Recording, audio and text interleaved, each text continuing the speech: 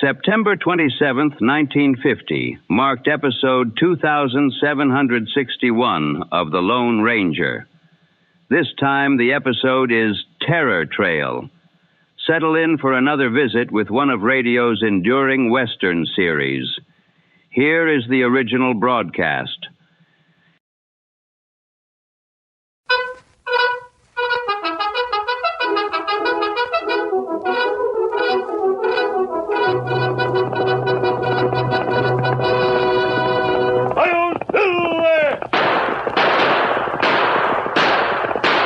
A fiery horse with the speed of light, a cloud of dust, and a hearty hi-yo silver. The Lone Ranger.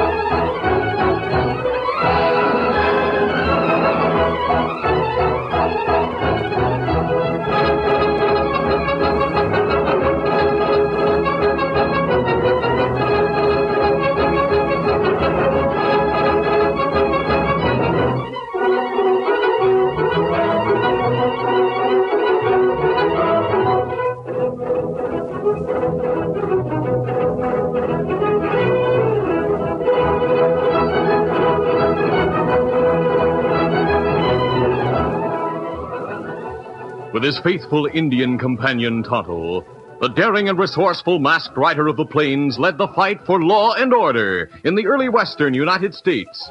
Nowhere in the pages of history can one find a greater champion of justice. Return with us now to those thrilling days of yesteryear. From out of the past come the thundering hoofbeats of the great horse Silver. The Lone Ranger rides again. Come on, Silver! Let's go, big fellow! I'll Silver! Away!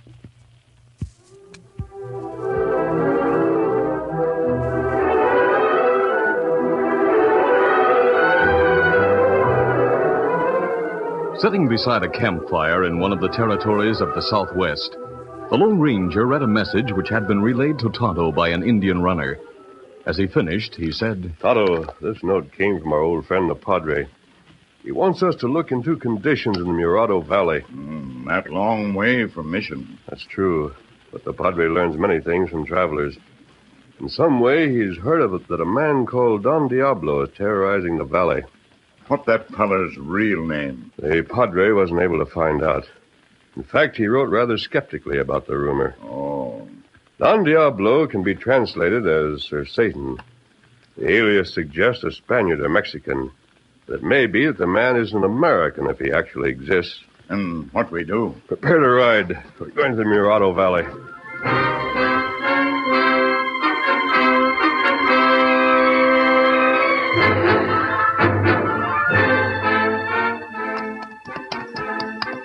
After several days of hard travel, the Lone Ranger and Tonto rode into the vast and fertile lowlands where Don Diablo was supposed to hold sway.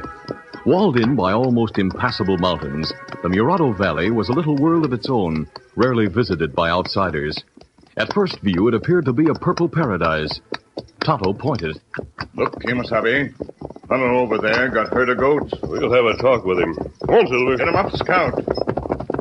Oh, him old man with gray beard. Oh, much better. Old men speak more freely than young ones. He make peace sign. Oh, Silver. Oh. Silencio, chivos. Buenos dias, amigo. Oh, buenos dias, senor. It is always the good day when the sun does not hide his face. That seems to be a reference to my mask. Don't let it frighten you. Senor, I am too old to fear death, too poor to fear bandidos. We're not bandits. We're strangers in a strange land. Do you know this valley well? See, I am that one they call Chivo Padre. Goat father, you sabe? Like a goat, I know El Valle Murano from end to end. Did you ever hear of anyone called Don Diablo? Por Dios, do not speak that name, never. Why not? Do not ask. I have not seen you, I have not heard you. Vamos, Chivo! The old man made the sign of the cross and hobbled away in a panic, swinging his staff at his bleating flock. The Lone Ranger stared after him. Tonto, Don Diablo were Satan himself. He couldn't strike more terror into the hearts of the valley men. Well, maybe him not man at all. Maybe him like evil spirit that scare Indian. Whatever he is, we can be sure of one thing. We're riding on Terror's trail. Come on, Phil! Get him up, Scout!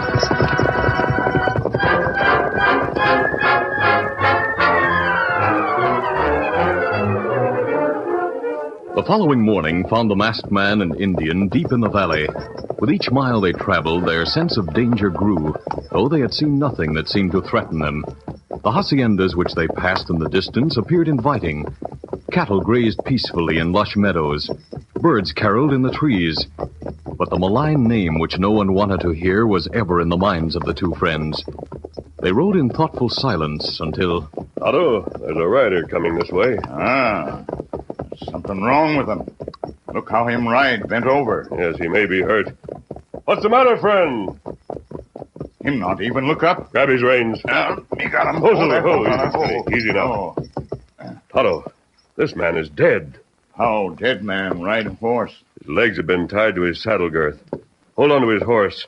I'll get down and take a closer look. Easy, steady, fella. Steady there, fella, steady. Nobody hurt you. This man was shot in the head. Why, he was a deputy sheriff. Me not see badge on vest. It's fastened to his back and holds a note. I'm unpinning it now. There, I have it. What note say? It reads, Sheriff Pembroke, Rosario. I am returning your spy con mucho gusto. What that mean? With much pleasure. But that's not all. The message is signed Don Diablo. Oh. It looked like him figure horse would go home with dead man and note. That was it. He wanted to show his contempt for law. Repinning the badge and note to the murdered deputy's back, the Lone Ranger searched his pockets and saddlebags. He found nothing of any significance. Then he noted that the dead man's hat had been pulled on so tightly that it could not fall off. Removing it with some difficulty, he looked inside and exclaimed, Otto, the deputy was carrying the rowel of a Chihuahua spur in the sweatband of his hat. What you make of that? My guess is that it had something to do with his murder.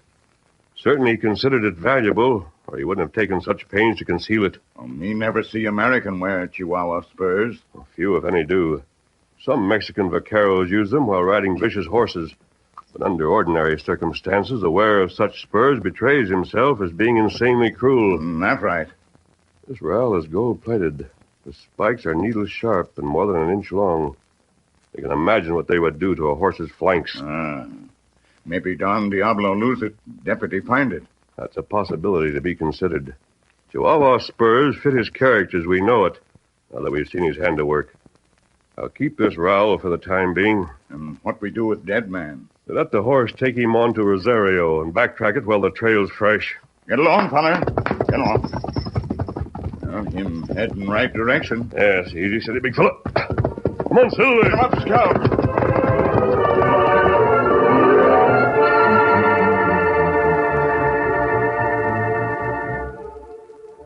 As the masked man and Indian took the back trail of the dead rider, Carlos Shelby, the wealthiest man in the Murado Valley, pulled down one of the books which lined the walls of his hacienda library a few miles away. The owner of a score of big ranchos, Shelby was a small, effeminate-looking man of mixed blood, noted for generosity and hospitality. When Shelby appeared in public, he wore English tweeds and gold-rimmed spectacles. He always carried a book, never a gun. The book which engaged his interest at the moment was a German-language copy of Nietzsche's latest work, Also sprach Zarathustra. He turned the pages idly until a line caught his eye, and he translated to himself. Thus spoke Zarathustra. The criminal is the type of the strong man. How true. This Nietzsche... I'm thinking it was a mistake to do it. Yours not the reason why. As Tennyson so aptly put it. Yeah, I know. I'm just your top gunslinger. But I don't want my neck stretched. Please explain that statement, my dear fellow. For 2 years now, you've been working your Don Diablo game on the people in this valley. You've had me and the other boys kill ranchers, burn buildings, rustle cattle. Everyone in the valley's scared. You're buying up the land for a song. In another 2 years, I'll own the Murado. It once belonged to an ancestor of mine. A Spanish conquistador who won it from the Indians with sword and fire, rope and whip. I'm following in his footsteps. You're mighty sure of yourself. Why shouldn't I be? I'm above suspicion. People believe that Don Diablo is a Mexican bandit who has a stronghold in the mountains. They're afraid to speak his name. That doesn't explain why that lawman was spying on your ranch. He was watching it through field glasses when I plugged him. The hoi polloi is always curious about the way in which its betters live. Still, it was just as well that you removed him. I think he was sent out to investigate the raid we made on the Hermosa Ranch the other night. And maybe he found something there that pointed to you. What could he have found? I don't know. We plugged old man Hermoso and the young Manuel Martinez. You got the Hermoso girl Rosita here. Well, that accounts for all the witnesses. Unless somebody like the cook got away. What could a witness tell? We were masked. All right, boss, have it your own way. I always do. Bring Rosita Hermosa to me. Right. As Mort left the room, the man who was both Carlos Shelby, highly respected ranchero, and Don Diablo, the terror of the valley, took a quirt from a desk drawer. The whip had a loaded handle and many knotted thongs, which he drew through one hand with a caressing motion until the door opened again. Here you go. Dog, let go of me. There she is, boss. Stay outside the door, Mort. Right. You. What, you are Senor Shelby. Does that surprise you, my dear? Senor, this is not possible. That unspeakable one, Don Diablo, and his bandidos have killed my padre and my Manuel. They've carried me off, but here I am in your hacienda. Senorita, I am Don Diablo. Is that true? Oh, but no, you make the joke. You are the good senor, the rich ranchero. Much times I have danced at your fiestas. So I noticed. That's why you are here. Let me out of this place. My dear girl, are you stupid enough to think that I'd let you go alive? You will stay alive only so long as you please me. So be pleasant. Here. Do not touch me, beast. Nietzsche has a chapter on women. Let us see what he advises. Let me see. Here it is. He likens women to cats and concludes with this line. Also sprach Zarathustra, forget not the whip. Ah, the whip. As the book-minded killer continued to scan outpourings of the insane German philosopher, Rosita grabbed up another volume from the desk. Oh, read this. As she spoke, she hurled the book straight into Shelby's face, smashing his glasses. I'll kill you for that. He lashed at her with his quirt, but she nimbly dodged him and retreated to the door just as it opened. Let me out. For Dios, let me out. I got it, boss. What'd she do? He broke my last pair of glasses. I can hardly see without them. And only an optical company in San Francisco can supply the kind I need. You want I should hold her while you lay the lash at her? That will come later. Lock her up. And keep her locked up until I can get new glasses. I want to see her writhe in pain. I want to see. See.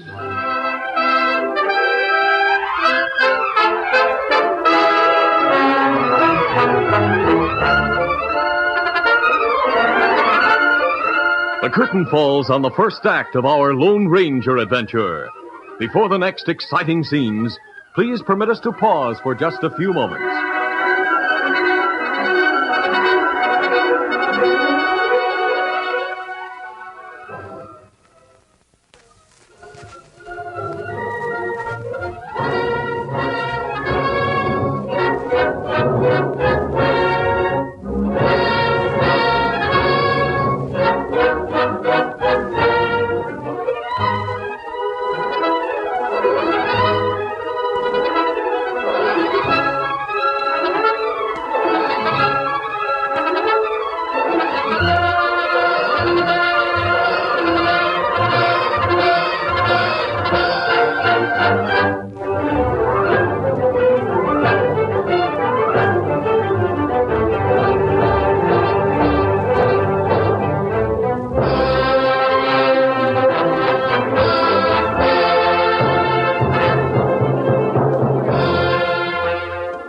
Now to continue. As Carlos Shelby raged in the library of his hacienda, the Lone Ranger and Tonto reached the end of the murdered deputy's back trail on a rock-strewn ridge a mile away. They drew rein. Tonto, this is where he was shot. We'll dismount and look around. Easy, steady now. Before the masked man had taken more than a half-dozen steps, a rifle cracked. The bullet fanned his forehead. As he flattened himself, the hidden rifleman fired again. Glancing from a rock above his shoulders, the slug screamed off, narrowly missing the horses. Keep down, Tonto. What we do? I'll fire into the air to hold his attention while you slip around behind him. Me savvy. Stealthily working his way through the rocks, the Indian soon reached a point from which he could see the bushwhacker kneeling behind a boulder. He was a haggard young man with a stained rag tied around his head. Tonto crept forward. Just as the youth was about to fire again, he sprang. Drop rifle, Tonto. Taken completely by surprise and feeling Tonto's revolver against his back, the bushwhacker let go of his weapon. Now stand up. Stand still. I am too much wounded to run. Me got him, Kimasabi. Bring medicine kit. I'll be right with you. Several minutes later, the masked man appeared with a first aid outfit. He gave the youth a look of compassion. Why did you shoot at me, young man? You know why, Don Diablo? I'm not Don Diablo. Tonto, here's a kit. Take care of his wound. Me fix you up, fella.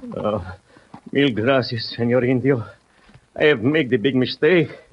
But that evil one, Don Diablo, he wore a mask on the night of Tuesday when he and his bandidos raided the Hermoso Ranch, stole Rosita, killed her father, and left me for one dead. You say he carried off a girl? Si, senor. Mia Rosita, the beautiful one, I, Manuel Martinez, wished to marry. How did you happen to be here on the ridge? I wished to find the deputy who came to the ranch. I told him what Don Diablo did. We looked at the trail of the evil one, his bandidos, but, well, after 2 days he was gone. But we found a gold rowel from a Chihuahua spur. Oh? Was this it? Si, senor, the very one. You took it from the deputy, no? Yes, Manuel, but he was dead. Oh. He was shot here on this ridge and tied to his horse. Don Diablo killed him. Did you ever see anyone around here wearing Chihuahua spurs? No, but on this ranch, which is owned by the good Senor Shelby, I have seen horses that someone used them on. Oh, they were hurt much bad. This I told the deputy, and he came here to watch. There, your headdress, fella. How it feel? Oh, bueno, gracias. Do you have a horse? See, he's on the other side of the ridge. If you think you can stand it, I'd like to have you go to Rosario and tell the sheriff all you know. And give him the silver bullet. Oh, bueno. It's only 4-hour ride. And, senor, you are muy hombre. You'll try to find my Rosita, see? Yes, Manuel, we'll try. Come on, Tonto. We'll scout around Shelby's hacienda.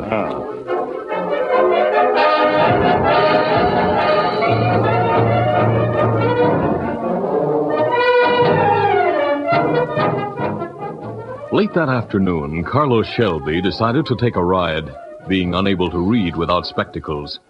An aged, ugly, and prison-broken outlaw, whom he was pleased to call Caliban, helped him put on his polished English boots and spurs.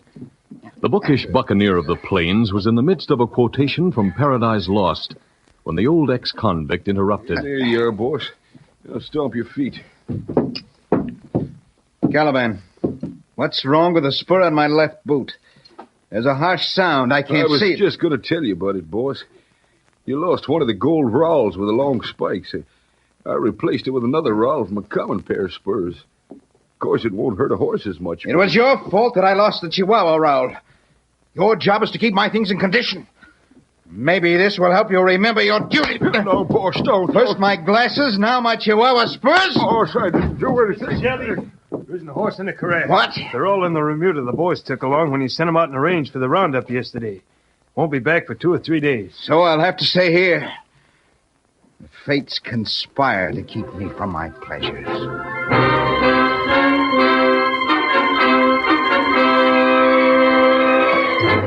At that moment, the Lone Ranger and Tonto were engaged in making a close observation of the hacienda from a clump of cottonwood trees. Like most structures of its kind, the old Spanish ranch house was built like a fort. The flat roof was supported by beams which projected through the walls. A low slotted parapet surrounded the roof. Taking in those details, the masked man remarked, Tonto, that hacienda was built to be defended. There is certain to be a hatch in the roof. What hatch got to do with Don Diablo? Shelby may well be Don Diablo. Why you say that? Because only a ranch owner is in a position to use Chihuahua spurs on valuable saddle stock. Shelby's hacienda is the only one for 50 miles around. That makes him a likely suspect. Tonight we'll try to enter the hacienda through the roof.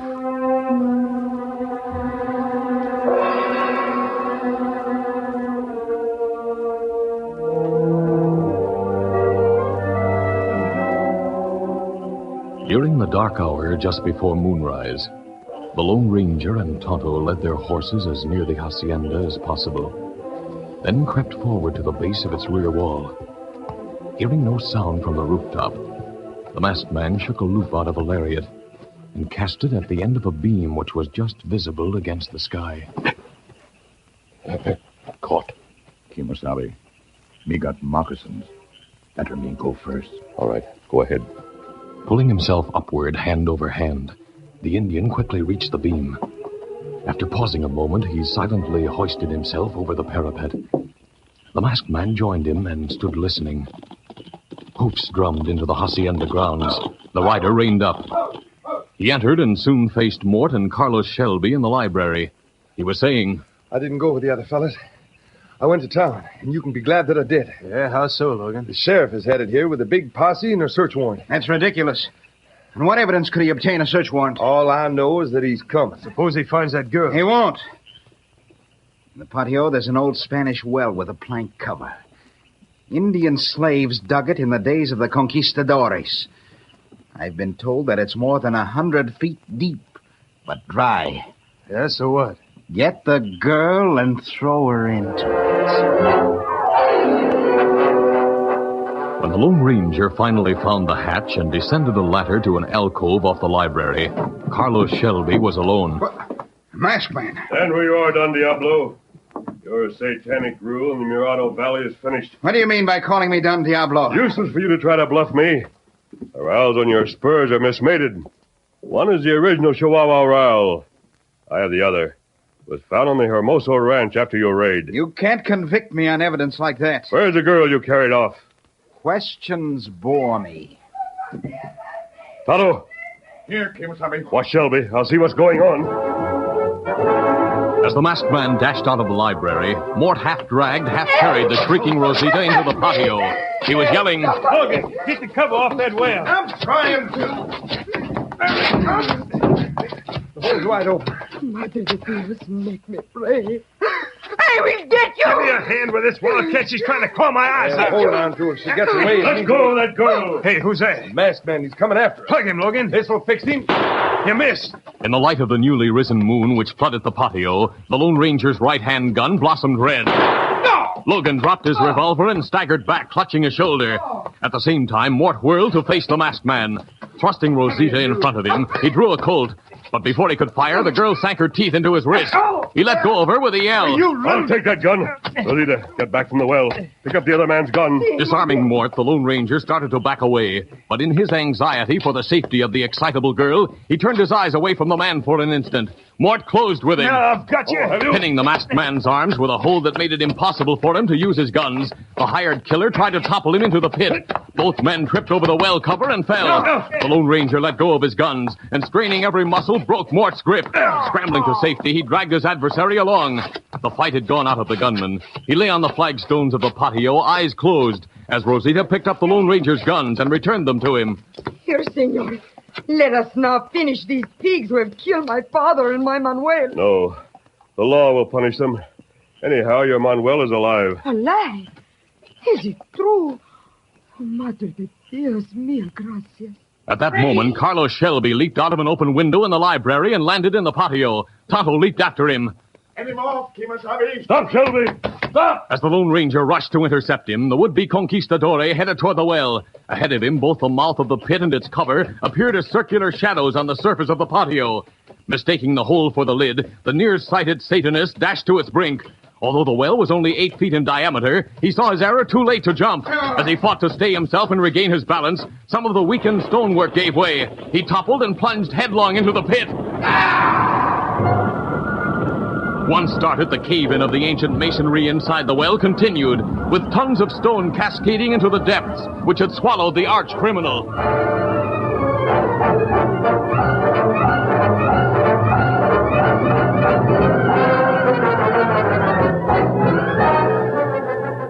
short time later, the sheriff, who had been summoned by Manuel, was in the patio with several deputies. The lawman had put Mort, Logan, Trent, and Caliban in irons and had dispatched a strong posse to the range to round up the rest of Shelby's night-riding terrorists.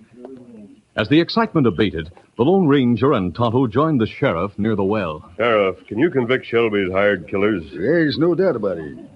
Shelby's flunky, that old fella called Caliban, will testify against him, along with Manuel and Rosita. By the tunnel, that well is deep. Deep as perdition. Don Diablo is going back where he came from, no? It is good he took his book with him. But for the masked one, I might be down there. Well, men, let's put the cover back on before some decent person falls in, eh? Let's go. The lid is on the infernal hole. So it is finished. Bueno. Masked man, Murado Valley owes you a heap. What do you think Shelby aimed to do? Establish himself as a dictator here. Yeah? Had he succeeded, he would have tried to expand his power by terrorizing the whole Southwest. Well, Tonto, it's time that we rode on. Oh, you must go so soon, senor? Yes, Rosita. Adios, friend. Adios, amigo. Adios. Senor Sheriff, do you know who the masked one is? That I do, Rosita. When Manuel gave me that silver bullet and described the man who had sent it, I knew right off. Oh? That masked man is the Lone Ranger.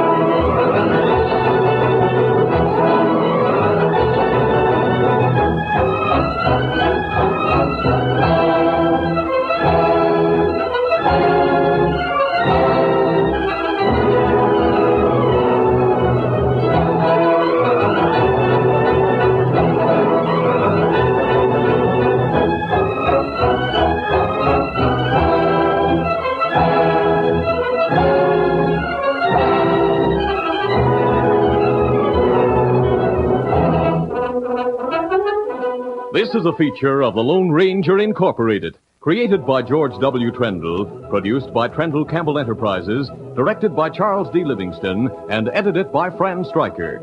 The part of the Lone Ranger is played by Brace Beamer.